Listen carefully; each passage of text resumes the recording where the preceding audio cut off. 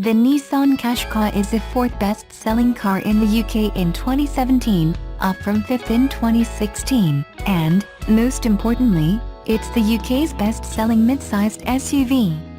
Needless to say, it's also Nissan's best-seller.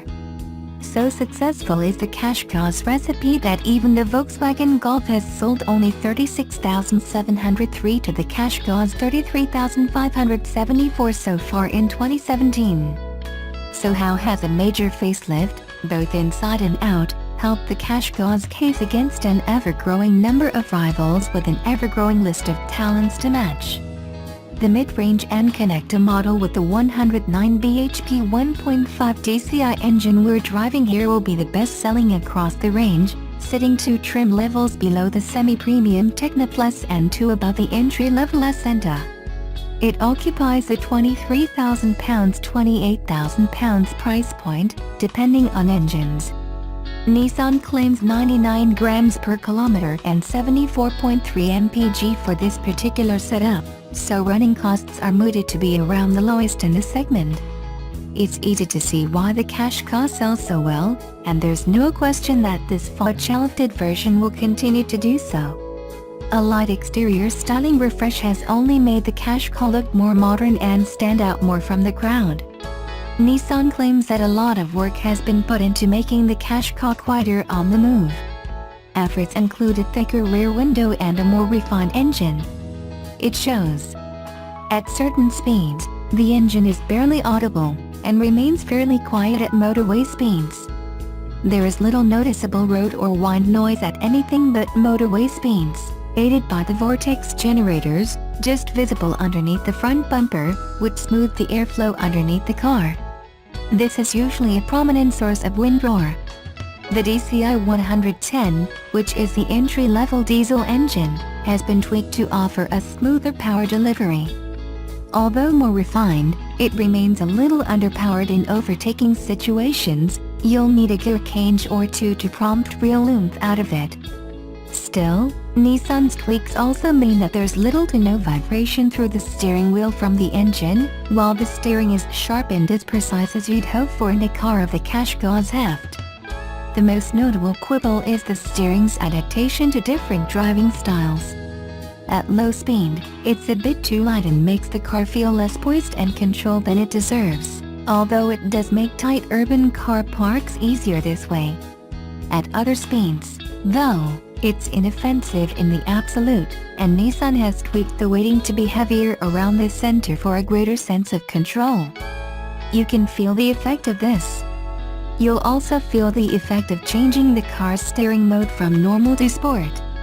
Both settings are usable enough, although a slightly heavier steering mode does not a sports car make, nor even a sporty SUV.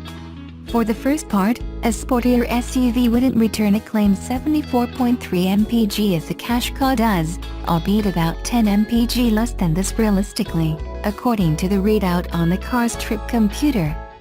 Under the skin, the Qashqai now has a stiffer anti-roll bar, despite being softer in its shocks and dampers. It takes a few well-placed bumps at high speed, or particularly modeled road at lower speeds, to cause any moderate disturbance. The Qashqai's handling betrays its lofty driving position, always feeling stable and planted, but around faster corners, there's no escaping a bit of body roll. When that roll happens, try not to lean your knees to either side. The plastics around this lower, less touched part of the dashboard are clearly cheaper and, as a result, a bit bendy, especially on the lower door pocket. Elsewhere, though, they're on par with the rest of the class, being mixed between decorative materials like gloss black or silver, and functional but higher quality plastics than those on the lower areas. Other interior niggles include a phone connection system that could be a bit more intuitive and a slightly dim trip computer screen between the instrument dials. The lack of Android Auto and Apple CarPlay smartphone mirroring isn't ideal either. Chances are, if you're buying a Qashqai, this model will probably be the one you go for.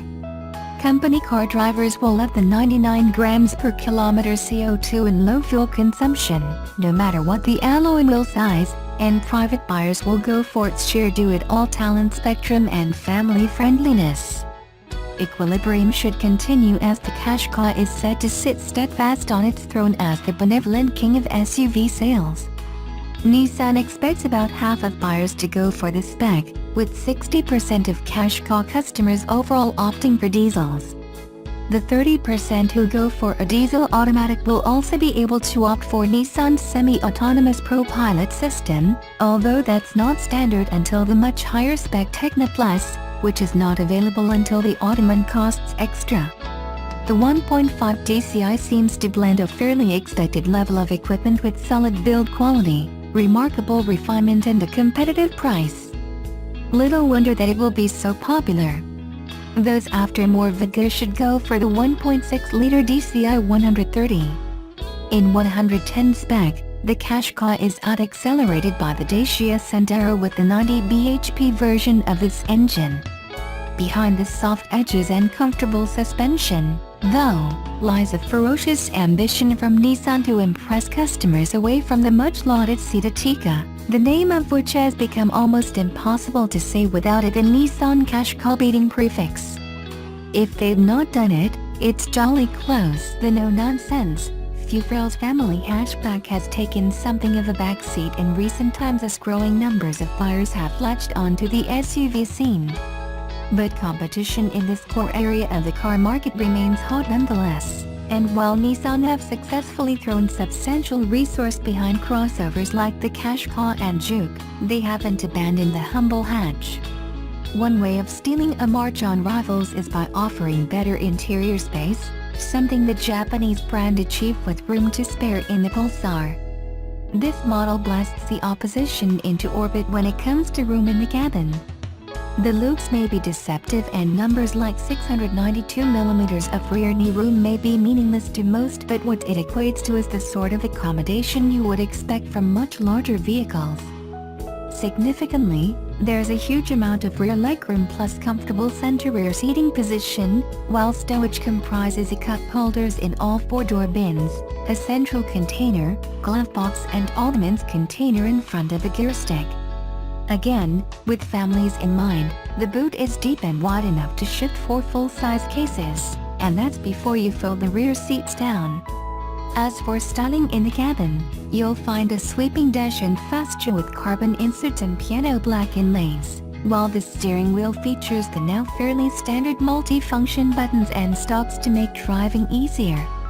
Beneath the bonnet is an all-turbocharged engine range including a 1.2-liter dCi petrol unit with an output of 115 picoseconds, a 1.5-liter dCi diesel generating 110 picoseconds and the tested 190 picoseconds 1.6-liter turbocharged petrol engine. Petrol engine models kick off the range at 13,275 pounds for a Vizia limited edition 1.2-liter variant, while diesels start at 16,435 pounds, though for high-mileage drivers and fleet operators there's the attraction of 78.5 mpg economy. The high-powered petrol version is a spirited car to drive, as the performance figures 0-62 mph in 7.7 seconds, top speed 135 mph, bear out and the driving experience is certainly comfortable and well balanced.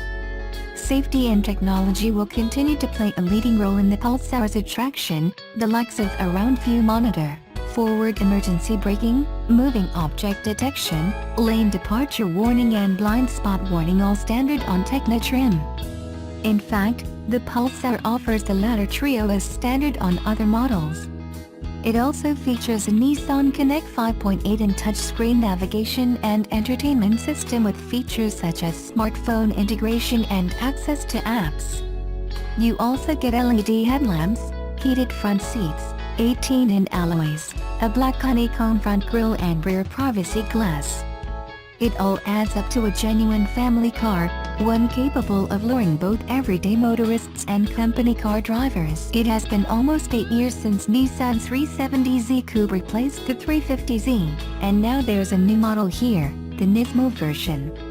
Nismo, the motorsport division of Nissan, hasn't had an official presence here before, despite the sub-brand existing since 1984. Now it has, with more Nismo models expected here in the future. While the 370Z Nismo hasn't received quite the attention that the fire-breathing GTR variant has had lavished upon it, the enhancements are broadly similar, including the carbonized body kit, lightweight wheels, extra rubber, mildly enhanced engine and brake performance, stiffened suspension and fortified interior. Naturally, it's nothing like as expensive, given it is based on the 370Z Coupe, selling for an estimated $72K, price TBC, instead of $60K for the regular 370Z Coupe in manual format. There will be no automatic version of the Nismo 370Z, which is entirely appropriate for various reasons. The manual is just delicious in use, and comes with a switchable atop function, Synchro Rev Match, that Nissan thoughtfully developed for the 370. Unlike the GTR Nismo which first showed its face in 2015, the Nismo 370Z has been around for some time, and this latest model is effectively the second generation.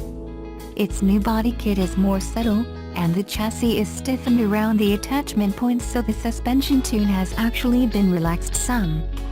That said, it is still stiffer in the main by about 15 to 50% over the standard 370Z in terms of springs, roll bar settings, and damping.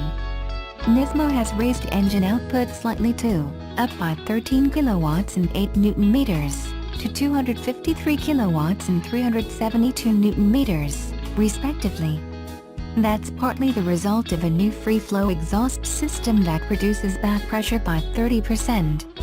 This special 370Z also comes with a Nismo engine cover, updated fascia, sills, bumpers and rear spoiler, Nismo door mirrors and superlight 19-inch rims with special road-going Potenza rubber. There are 245 14ths R19s on the front and 285 35ths R19s for the rear wheels. Brakes are uprated too, with larger rotors, 4-piston calipers up front and high-rigidity brake lines. Inside are special seats, with the base finished in red, and the wheels semi-clad in suede-like material. The Z in Nismo trim looks better than the standard car, with a small tune spoiler finished in red and black highlights, enhancing downforce. Its outline in some ways mimics that of the bigger GTR. The side window shapes are similar, but the head and taillights are a bit prissy. Still, refinement is said to have improved. Extra sound deadening in the wheel arches and thicker carpets quieten the road noise generated by its low-profile performance track shoes. There's also digital sound manipulation to reduce the low frequencies generated by tire thrum. That may be sufficient for roads built of hot mix, but doesn't come close to drowning out the clamor on our unruly roads. That said, the 370Z has always been pretty raucous, and this is more of the same, only less. It's not as loud as the GTR Nismo, and nor is it as shouty as the previous 370Z we drove. However, we recorded an average SPL of 78.9 decibels, with many readings in the 80s. Anything north of 75 decibels for long periods of time is bad news for the auditory apparatus, so it's an earplugs car if you value your hearing. In this class, the Nismos aren't alone, but it's one downside of owning vehicles that are designed to tear arse around the countryside, racetracks. The engine sound partway compensates, a gruff growl ever present. Performance is forthcoming too, with no real need to rev the big V6 hard. It runs like the wind from 3,500 to 5,000 RPMs. And there's nothing quite like a good gearbox to get the best from a mill either, and this is a cracker, snicking from cog to cog precisely, the clutch good and hearty. We did a couple of hard launches and there was no sting, no slip. The Nismo pretty much met its stated claim on the second run. Compared with the GTR Nismo times 2 seconds, the drift might seem tame, but this is one quick car on road, and I'd venture to say it would keep the bigger Nismo in sight on a twisting road, if not a track.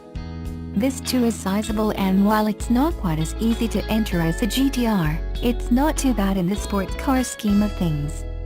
Where you can adjust the bigger Nismo's steering column in 2 different planes, Its height adjusts only for the 370's wheel, and seat adjustments are manual, with no lumbar variability. But for all that, the driver's view is excellent, nearly up with the straitjacket fit of the GTRs. Your hips are locked in place, providing they're not excessive, and you wouldn't want to be too tall either, though the seat does plumb the depths rather well. It's a decent driving position made even better by bracing knees either side, the left knee pampered by an Alcantara pad.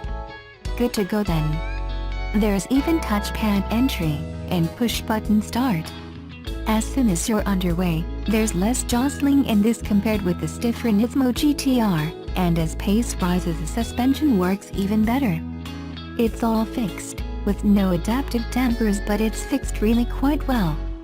Even over bumpy go treks this mops up the worst of the rises, dips and sharper ruts in a style that eludes the bigger Nismo. And the steering isn't corrupted by cambers, lines or bumps either. There are any number of dynamic things that this car does extremely well, and it proves the point that slow evolution is a good means of improving the breed. In no particular order, this steers, stops and swerves with the best of them. Its hydraulic steering is a particular delight. It's such a refreshing thing for a company to stick to what works rather than swap to electric steering just because everyone else is doing so to save a small amount of fuel. So the helm in this car is just fantastic, feelsome, fast, and well weighted. No question that it is a better steer overall than the Nismo GTR because you're not having to forever make little corrections to stay online. So it's easier to drive quickly. The Z seems happy to oblige, with a natural gait of around 120 km per hour, equivalent to 2750 RPMs in top where the VVT aspect of the motor is starting to make its presence felt. You need to be ever mindful of speed creep in this. In corners it feels solid, secure, well balanced and is a delight to press on in. The other highlight is braking power. During our time cold temperatures but paid to decent distances. We couldn't get great bite from the tires, so a best stoppie of 35.6 m isn't really a good reflection of brake quality. They're truly decent, if not quite in the GTR's league. Given you can purchase 4 of these for the price of the Big Daddy Nismo, and it runs the GTR rather close in so many ways, it's hard not be impressed by the enhanced 370Z. Okay, it doesn't look as if it has come directly from a Need for Speed game like the GTR, but from behind the wheel the lesser Nismo is the more complete car. On the track, we'd probably find the opposite, but this is a fabulous update, and deserves to give the 370Z a new lease on life.